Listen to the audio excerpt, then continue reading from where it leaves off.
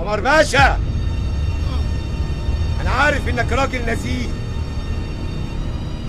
مش هينفع تسيب صاحبك يموت وانت تهرب، ولا ايه يا عمر باشا؟ عمر يا عطار، لو ما ظهرتش دلوقتي قدامي هريحك مني. عمر!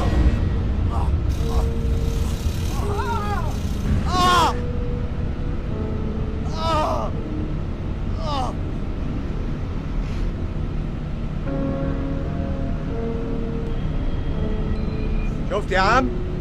مش انا قلت لك يا قاتل يا مقتول دي لعبتي؟ اديك قدامي وتحت رحمتي. عارف ليه؟ لان اللعبه دي ما فيهاش نزاهه ولا حنيه قلب. اللي يلحق يخلص.